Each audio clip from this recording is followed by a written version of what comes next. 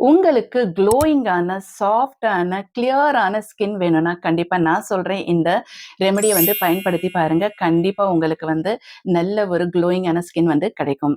இந்த ரெமெடிய வந்து பார்த்தீங்கன்னா வந்து, எஜிப்ட் நாட்டு பெண்கள் கூட தங்களுடைய பியூட்டி சீக்ரெட்டா வந்து வச்சிருக்காங்க.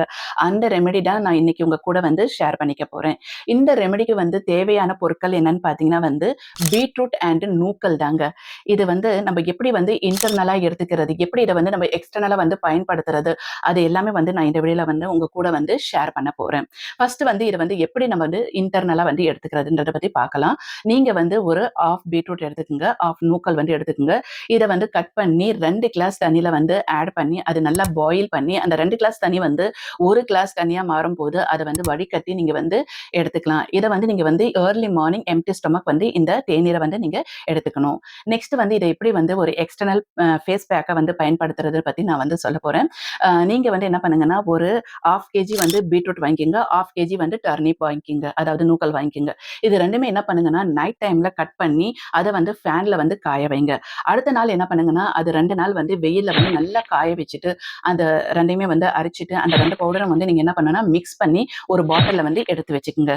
இப்போ உங்களுக்கு தேவையான அளவு நீங்க அந்த பவுடர எடுத்து தண்ணீல வந்து மிக்ஸ் பண்ணிட்டு, உங்க ஃபேஸ்ல நல்லா அப்ளை பண்ணிட்டு ஒரு 1/2 அன் ஹவர் வச்சுட்டு அதுக்கப்புறமா உங்க ஃபேஸ் வாஷ் பண்ணி பாருங்க.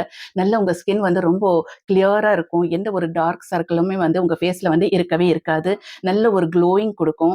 ஸோ கண்டிப்பா இந்த ரெமெடிய வந்து நீங்க வந்து பயன்படுத்தி பாருங்க. இதுல ஒண்ணுமே கிடையாதுங்க. ஒரு சிம்பிளான ஒரு சயின்ஸ் தான் வந்து இதுல இருக்கு. இப்போ அயர்ன்ல வந்து சால்ட் சேர்த்தா என்ன ஆகும்? அது வந்து ரியாக்ட் பண்ணும் இல்லையா? அதே மாரி தாங்க பீட்ரூட்ல பார்த்தீங்கன்னா வந்து அயர்ன் கன்டென்ட் இருக்கு. டர்னிப்ல பார்த்தீங்கன்னா வந்து பொட்டாசியம், மெக்னீசியம், கால்சியம் இது எல்லாமே இருக்கு. இது 2மே சேர்ந்து நம்ம ஸ்கின்ல வந்து நல்ல ஒரு ஒரு க்ளோயிங் வந்து குடுக்கும். நல்ல ஒரு கிளியரான ஸ்கின்ன வந்து உங்களுக்கு குடுக்கும்.